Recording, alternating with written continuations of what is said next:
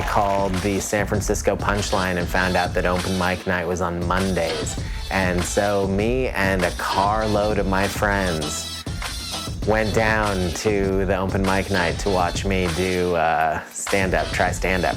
And I went up and did my one joke, and it didn't get a laugh at all. It was terrible, and it was a long car ride home with my friends. My mother is Filipino, and my dad is a bald white man. My dad is such a straight man. He's just so by the book. I was 17 and I ate a rum ball, a little tiny drop of rum in it, and he wouldn't let me drive. He handed me setups my whole life. And growing up, I spent a lot of time with the Filipino side of my family. I didn't learn to speak Tagalog, but neither did they. I was doing the finals of a comedy competition that the finals were held in Hawaii. And there's a little trickle of rain, not enough to like even annoy you, just enough to kind of refresh you.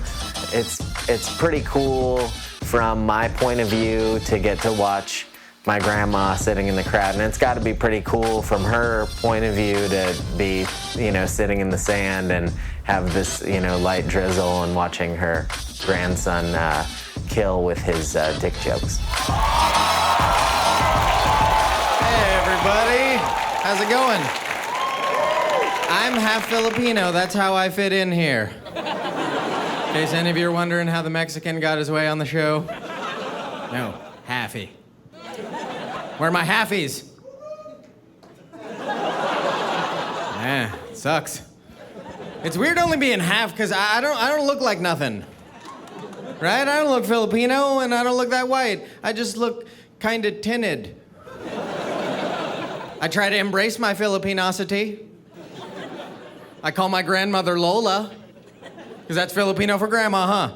And because she was a showgirl. Those are the two reasons. I like hanging out with my Filipino side of the family. My grandma's awesome, my Lola. I love being at her house, but I cannot go to her bathroom without reading that footprints in the sand story. Yeah, you don't have to be Filipino for this. Don't act like you don't know what I'm talking about. Because every grandma has that footprints in the sand story. That's the grandma diploma. It's always in the bathroom, too. It's never anywhere else in the house. It's always next to the toilet. So if you're having a tough one, you can feel like it's God helping you through it. Carrying you through hard times. I want to be old someday, so I'm trying to take good care of myself. I wish I was more athletic, though. I wish I was like an Olympic athlete. If I could be any Olympic athlete, I'd be a javelin thrower. Those guys are awesome. The javelin thrower. Can you imagine having that skill? I'll bet those guys are dying to use their skill in real life. Waking up every day praying somebody's gonna steal their wallet and happen to get 100 yards away while they're playing pool. I like reading into the facial expressions of the athletes, too. That's the best part about the Olympics. Like the American athletes, when they didn't do that well, they'd have this look on their face like, oh, I've been training years for that. Wish that would have gone better. Then the Chinese athletes, when they didn't do that well, they'd have this look on their face like, I'm gonna be dead in an hour and a half. There's 20 more me's waiting to be me. Some of them named me.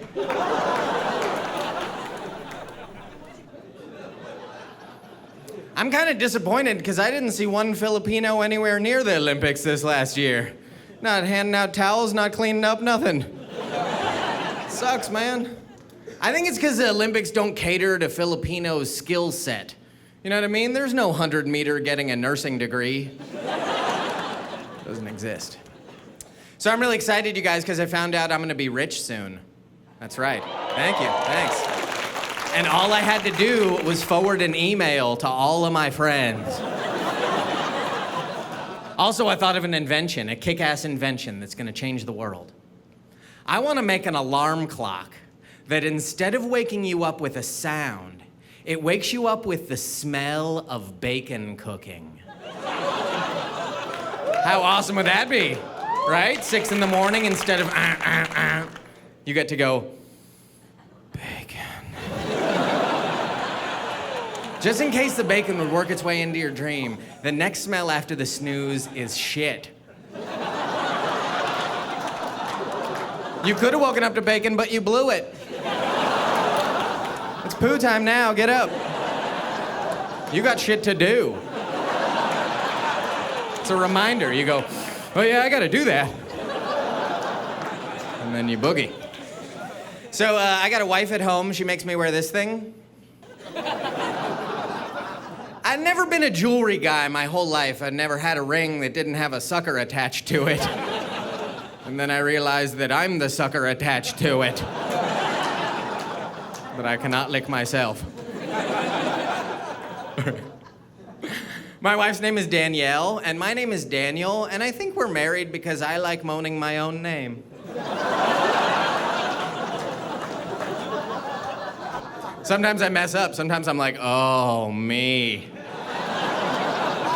Touch it, me. My wife and I actually have the same birthday. Yeah, different years, but same day. This last year on my birthday, I asked if for my present, if I could have some extra dirty porn-style lovin'. And she goes, hey, how about for my present, I don't. That saves me shopping.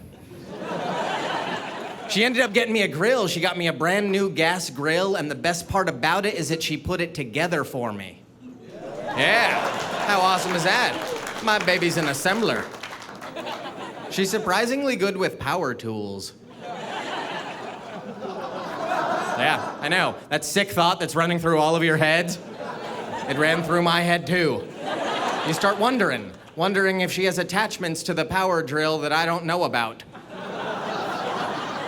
Right? I'm looking through the closet, I find an empty box like, hey, Philip's head doesn't have an apostrophe.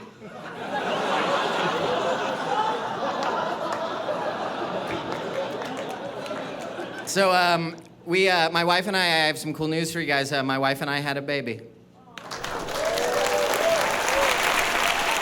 I love my baby. His name is Max. We were thinking about naming him Junior, you know, just so the family names match. I could be like, hi, I'm Daniel. This is my wife, Danielle, and my son, Daniel.